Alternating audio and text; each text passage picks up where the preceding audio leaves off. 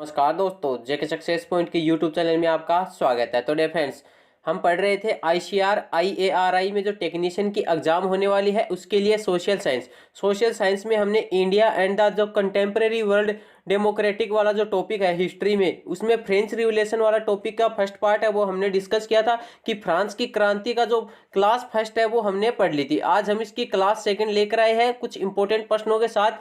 Last video में हमने 20 कुछ इंपॉर्टेंट क्वेश्चंस डिस्कस किए थे। आज हम उसी से आगे कुछ क्वेश्चंस है वो डिस्कस करेंगे और ये हमारा चैप्टर है ये कंप्लीट हो जाएगा। तो फ्रांस की क्रांति का ये जो टॉपिक दे रखा है 10th की क्लास में बुक में, तो उसमें इतना ही दे रखा है, तो उसको हम डिस्कस करेंगे कि किस प्रकार के इसमें क्वेश्चन है वो और बन सकते हैं। तो जो भी इंपॉर्टेंट क्वेश्चन बनेंगे उनको हम आज देखने वाले हैं। तो आप वीडियो में बने और वीडियो को पूरा देखें ताकि आपको ये क्वेश्चन है वो समझ में आएंगे, क्योंकि कोई भी क्वेश्चन है वो एग्जाम में आ सकता है। सभी क्वेश्चन है वो आपके लिए इंपॉर्टेंट रहने वाले हैं, इसलिए आप वीडियो को पूरा जरूर से देखें।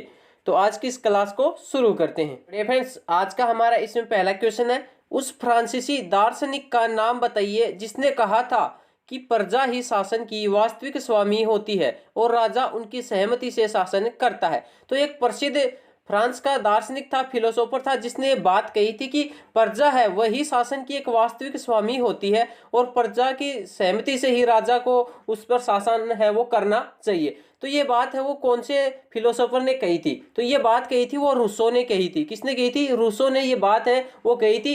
रूसो की एक फेमस बुक है वो एग्जाम में पूछी जा सकती है, उसको आप लिख लीजिए, द सोशल, क्या हो जाएगा, द सोशल, सॉरी से क्या हो जाएगा, the social contract, the social contract. ये रूसो की एक फेमस बुक थी जिसके में ही उन्होंने ये बात है ये अपनी बताई थी। तो ये फ्रांस का था, एक प्रसिद्ध दार्शनिक था और उसने ये बात कही थी कि प्रजा है वही शासन की वास्तविक क्या होती है, स्वामी होती है। इसकी फेमस बुक है द सोशल कॉन्ट्रैक्ट, तो आप इसको भी याद रखेंगे। नेक्स्ट क्वेश्चन है हमारा इसमें, शब्द लिव्रे किसके लिए प्रयोग किया गया है? तो लिव्रे जो शब्द है ये किसके लिए प्रयोग किया गया है? तो ये जो शब्द है ये फ्रांस की मुद्रा के लिए प्रयोग किया गया है। मतलब फ्रांस की मुद्रा है उसको लिव्रे बोला जाता था। क्या बोला जाता था? लिव्रे है वो फ्रांस की मुद्रा को बोला जाता था। और इसको कब समाप्त कर दिया गया था? 1794 में इसको समाप्त कर दिया गया था। कब कर दिया गया था? 1794 तक ये शुरू हुई थी, उसके बाद 1794 में इसको बंद कर दिया गया। तो ये फ्रांस की मुद्रा का नाम हो जाएगा लिव्रे। नेक्स्ट क्वेश्चन है हमारे इसमें, फ्रांसीसी क्रांति कब शुरू हुई? जो फ्रांस में या फ्रेंच रिवोल्यूशन है वो शुरुआत कहाँ से हुई, कब से इसकी शुरुआत है वो हुई थी? तो फ्रेंच रिवोल्यूशन है, फ्रांसीसी क्रांति, ये 14 जुलाई 1789 को ये क्रांति ये शुरू हुई थी। कब हुई थी? 14 जुलाई 1789 को ये क्रांति शुरू हुई थी। पेरिस शहर से इसकी शुरुआत हुई थी। कब, कहाँ से हुई थी? पेरिस शहर से इसकी शुरुआत हुई थी। वहां पर सुबह पहले क्या हो चुका था, आतंक का माहौल है वो बन चुका था, तो वहीं से इसकी शुरुआत हुई थी। 10th क्लास में आप जब पढ़ोगे तो शुरुआत में यही बात है वो आपको मिलने वाली है। नेक्स्ट क्वेश्चन है हमारा इसमें, फ्रांस में किस जेल को किला जेल के रूप में जाना जाता था? तो कौन सी ऐसी जेल थी जिसको एक किला जेल, मतलब किला जेल, किला था उसको जेल के रूप में बना दिया गया था, तो किला जेल के रूप में कौन सी जानी जाती थी? तो वो हो जाएगा हमारा बास्तिल। क्या हो जाएगा? बास्तिल। तो ऑप्शन डी है वो हमारा इसमें करेक्ट हो जाएगा।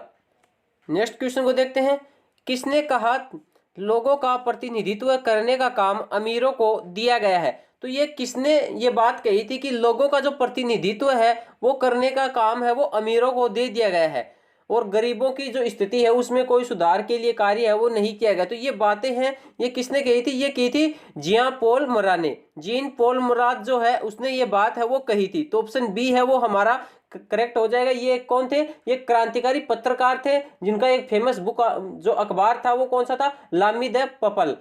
लामी द पपल एक अखबार था, उसमें इन्होंने बात कही थी। जनता का मित्र भी उसको बोला जाता है। क्या बोला जाता है?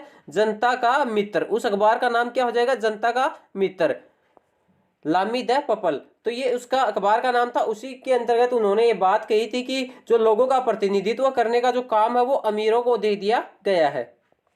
नेक्स्ट क्वेश्चन हमारा इसमें, उस कर का क्या नाम था जो तृतीय एस्टेट द्वारा राज्य को सीधे भुगतान किया जाता था? तो वह टैक्स कौन सा था जो तृतीय एस्टेट द्वारा राज्य को सीधे भुगतान किया जाता था? मतलब एक प्रकार का क्या, कैसा कर था? ये प्रत्यक्ष कर था। तो ये कौन सा था? वो हो जाएगा हमारा टाइल। टाइल जो कर था ये एक प्रत्यक्ष कर था जो राज्य के द्वारा सीधे भुगतान है वो किया जाता था। वहीं जो टाइद था ये चर्च द्वारा भुगतान, चर्च को दिया जाने वाला एक कर था। और लिवरे है वो फ्रांस की क्या हो जाएगी, एक मुद्रा हो जाएगी। नेक्स्ट क्वेश्चन है हमारा इसमें, एक प्रभावशाली pamphlet what is the third estate किसने लिखा था। मतलब थर्ड एस्टेट क्या है, ये एक प्रसिद्ध पेम्फलेट तैयार की थी, किसने तैयार की थी, ये किसने ये पेम्फलेट लिखी थी। तो ये किसने लिखी थी, ये लिखी थी आबे सिये ने। किसने लिखी थी, आबे सिये ने ये पेम्फलेट है वो लिखी थी। ये एक पादरी था, क्या हो जाएगा, एक पादरी था जिसने ये पेम्फलेट बनाई थी, what is the third estate. Next question है हमारा इसमें, 20 जून को थर्ड एस्टेट के प्रतिनिधि वर्साई के इंडोर टेनिस कोर्ट में एकत्रित हुए। वो किस लिए एकत्रित हुए थे टेनिस कोर्ट में, तो वो किस लिए एकत्रित हुए, वो हुए थे फ्रांस के लिए एक संविधान का मसौदा तैयार करने जिसे राजा की शक्ति को सीमित कर दिया। मतलब कि फ्रांस के लिए एक नया संविधान तैयार करने के लिए ये इन्होंने एक मसौदा तैयार किया था। तो उसी के लिए इन्होंने ये जो अपने ये सभी लोग थे, ये इंडोर टेनिस जो कोर्ट है वहां पर क्या हुए थे, एकत्रित हुए थे। तो ऑप्शन बी है वो हमारा इसमें करेक्ट हो जाएगा।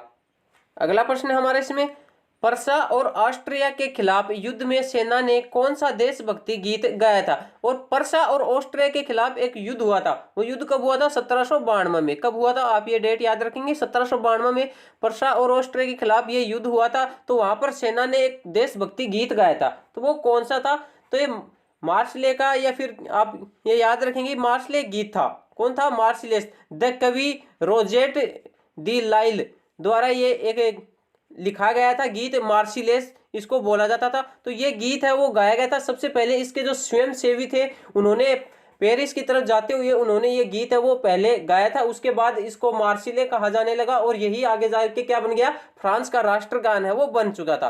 तो मार्शलेस है, इसमें कौन से कवि ने गाया था, रोजेट डी लाइल, इसने ये जो गीत है वो लिखा था।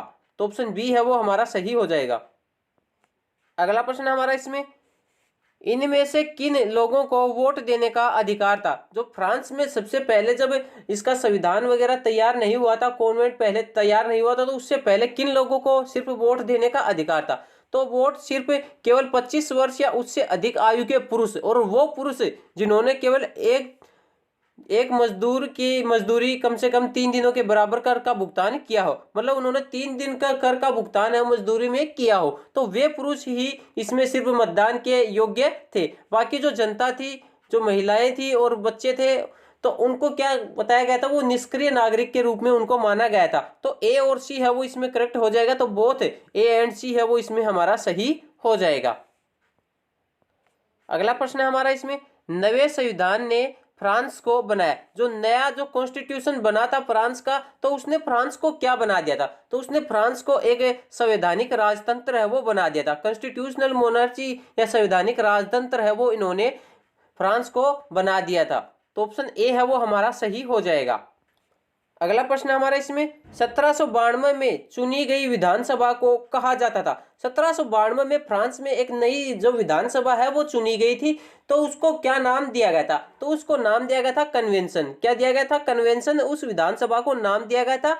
और ये कब, 21 सितंबर 1792, कब डेट याद रखेंगे, 21 सितंबर 1792। 21 सितंबर 1792 को इसने जो राजतंत्र चल रहा था संवैधानिक राजतंत्र, उसको समाप्त कर दिया और एक फ्रांस के लिए एक नया गणतंत्र है वो फ्रांस को घोषित कर दिया। वहां पर आम जनता को वोट देने का अधिकार है वो प्रदान कर दिया गया था। तो इस विधानसभा को क्या कहने जाने लगा था, कन्वेंशन है वो इसको कहा जाने लगा था। अगला प्रश्न हमारा इसमें, लुई 16वें को किस आरोप में मौत की सजा सुनाई गई थी। तो लुई 16वां जो था उसको कौन से आरोप में मौत की सजा है वो सुनाई गई थी, तो इसको देशद्रोह के आरोप में मौत की सजा है वो सुनाई गई थी 21 जनवरी 1793 को। डेट याद रखना आप, 21 जनवरी 1793 को प्लेस डी लो कॉनकॉर्ड था जो एक स्थान है, तो वहां पर उसको फांसी है वो दे दी गई थी। और लुई 16 के बारे में आप याद रखेंगे, लुई 16वां था जो वो 1774 में, कब 1774 में फ्रांस की राजगद्दी पर वो बैठा था। जब वो राजगद्दी पर बैठा था तब उसकी उम्र है वो 20 साल थी। कितनी थी, 20 साल थी। और ये कौन से राजवंश से था, तो ये बूबो राजवंश से संबंधित था। बूबो राजवंश से ये संबंधित था और उसका विवाह है वो ऑस्ट्रिया की महारानी मेरी एंटोनेट से हुआ था। तो ये जानकारी भी आप याद रखेंगे। अगला प्रश्न है हमारा इसमें, निम्नलिखित में से किसने जैकोबिन शासन द्वारा फ्रांस में दास प्रथा को समाप्त करने के बाद फिर से शुरू किया? तो जैकोबिन शासन जब फ्रांस में लग गया था तो उसके बाद उन्होंने फ्रांस में जो दास प्रथा चल रही थी उसको 1794 में, कब 1794 में जो कन्वेंशन यहाँ पर बनाया था नई विधानसभा, उसने दास मुक्ति का कानून है वो पास कर दिया था और लगभग 10 वर्ष तक ये कानून रहा था। तो 10 वर्ष बाद नेपोलियन ने जब इस पर शासन कर लिया, अपना सम्राट है वो बन चुका था नेपोलियन, तब उन्होंने उसको वापस से शुरू कर दिया था। तो नेपोलियन है वो इसने वापस इसको शुरू कर दिया था और इसको अंतिम रूप से 1848 में इसको रोक लगा दी गई है, फिर इसका उन्मूलन है वो किया गया। तो 1848 में इसको अंतिम रूप से रोका गया था और 1794 में इसके लिए एक कानून है वो पारित किया गया था। यह लगभग 10 साल तक रहा था, उसके बाद नेपोलियन ने इसको पुनः शुरू कर दिया था। अगला प्रश्न हमारा इसमें, नेपोलियन को किस युद्ध में अंततः पराजित किया गया था? नेपोलियन जो था उसको आखिरकार कौन से युद्ध में हरा दिया गया था? नेपोलियन था बहुत बड़ा सम्राट था, तो यह किसी भी युद्ध में हारा नहीं था, तो अंत में इसको कौन से युद्ध में पराजय का सामना है वो करना पड़ा था? तो इसको 1815 में एक युद्ध हुआ था। कब हुआ था? 1815 में एक युद्ध हुआ था, युद्ध का नाम था वाटरलू। वाटरलू के युद्ध में इसको हार का सामना है वो करना पड़ा था। और नेपोलियन जो बोनापार्ट था उसको, ये जो फ्रांस का सम्राट है वो कब घोषित किया था इसने खुद को? तो 1804 में ये इसने खुद को फ्रांस का सम्राट है वो घोषित किया था और 1815 में इसको हार का सामना है वो करना पड़ा था वाटरलू के युद्ध में। अगला प्रश्न है हमारा इसमें, निम्नलिखित में से कौन सा निर्णय सम्मेलन द्वारा लिया गया था? सम्मेलन का यहाँ अर्थ है जो कन्वेंशन वहां पर बना था फ्रांस में, तो उस फ्रांस में जो कन्वेंशन बना था, सम्मेलन बना था, तो उसके द्वारा कौन सा निर्णय लिया गया? तो इसने निर्णय लिया था 21 सितंबर 1792 को कि जो फ्रांस में जो राजतंत्र चल रहा था उसको अंत कर दिया और फ्रांस में एक नया गणतंत्र है वो घोषित कर दिया। तो डिक्लेयर फ्रांस ए रिपब्लिक, तो फ्रांस को एक नया गणतंत्र घोषित किया। तो ऑप्शन डी है वो इसमें हमारा सही हो जाएगा। अगला प्रश्न है हमारा इसमें, एक गिलोटिन था, तो गिलोटिन हमसे पूछा है कि गिलोटिन एक प्रकार का क्या था? तो गिलोटिन क्या था? तो गिलोटिन एक दो खंभों के बीच, वेब के बीच लटकते आरे वाली मशीन था जिस पर रखकर अपराधी को सिर धड़ से अलग कर दिया जाता था। मतलब एक दो खंभे थे, उसके बीच में एक आरी का कोई फट्टा चल रहा था तो उसके बीच में कोई मनुष्य को रखकर वहां पर उसका सिर कलम कर दिया जाता था। तो एक प्रकार से सजा देने के लिए इसको बनाया गया था। तो एक गिलोटिन इसको नाम है वो दिया गया था। इसका आविष्कारक था गिलोटिन, डॉक्टर गिलोटिन, तो उसी के नाम पर इसको रखा गया था। तो ऑप्शन ए है वो इस क्वेश्चन का हमारा राइट आंसर हो जाएगा। तो डियर फ्रेंड्स, ये थे आज के हमारे जो फ्रेंच रिवोल्यूशन से रिलेटेड इंपॉर्टेंट क्वेश्चंस। आशा करते हैं आपको वीडियो पसंद आए। वीडियो पसंद आए तो प्लीज वीडियो को लाइक करें, कमेंट करें, अपने फ्रेंड्स में शेयर जरूर करें। इसी प्रकार से और भी इंपॉर्टेंट वीडियो जो हमारे चैनल पर आती रहेंगी, इसलिए आप हमारे चैनल को सब्सक्राइब जरूर करें। धन्यवाद।